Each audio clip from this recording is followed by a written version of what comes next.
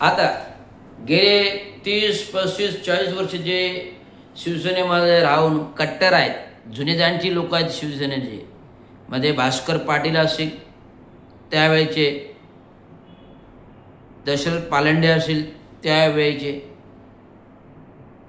आनंद तरे होते त्यावेळेचे, नामचीन लोक होते,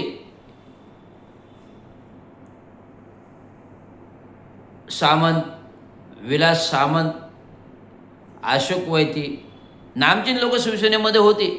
परंतु या नामचीन लोकांना कोणालाही वरती यायला चान्स मिळाला नाही.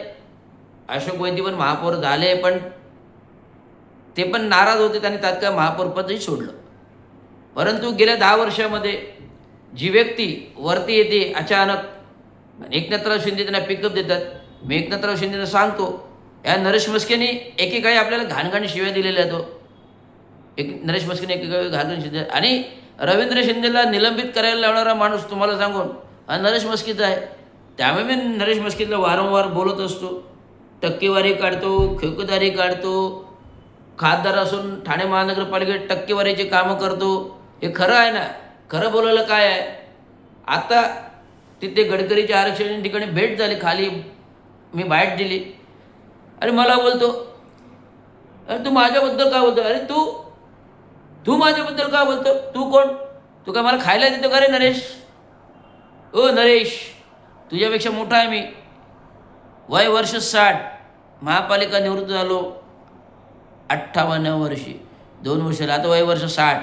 ए नरेश, सांगतो नरेश, तुला खासदार का बोलू? तू काय मला खाऊन मोठं केलंस? आणि तू बोलतो, हो तू मला का बोलतो असं? आमचं काय रे, आम्हाला शिव्या देतो, असं करतो. मग मी विचारलं, तुम्ही मला सस्पेंड का करायला लावलं? काय कारण होतं? माझ्यावर काय बितली आहे ते मीच जाणतो, आणि तुम्ही मला विचारणार आहे कोण? तरी मी आवारा तुरे न करता तुम्हाला बोलतो, तुम्ही करतो. अरे तुरे न करता तुम्ही खासदार म्हणून मान देतो. जर खासदार म्हणून माझ्या डोक्यावर बसत असेल तर ए नरेश, मी असंच बोलेल. ए नरेश, असंच बोलेल. खासदारकीचा मान ज्यालाच द्यावा जो पूर्ण स्वच्छ निष्कलंक असावा. हा खासदार स्वच्छ आणि निष्कलंक नाही तर आतून कपटी धूर्त लोकांवर कारवाई लावतो. किती लोकांवर कारवाई करायला लावले? रवींद्र शिंदेवर लावले, सुधीर गायकवाडवर लावले. ज्या अधिकाऱ्यांकडून कामं करायची त्यांना सस्पेंड करायला लावायचं. वा रे वा तुमची रणनीती. आता बघतो ना, मी तर सेवानिवृत्त झालेलो आहे.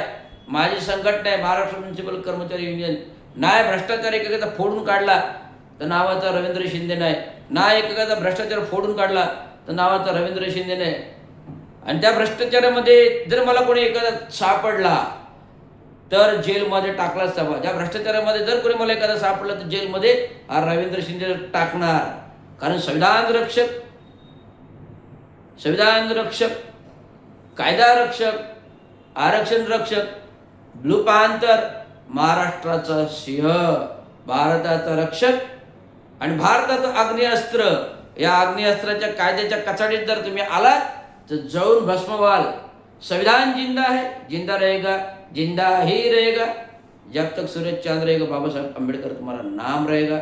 जब तक सूरज चांद रहेगा, संविधान जिंदा रहेगा. धन्यवाद. जय विजय महाराष्ट्र.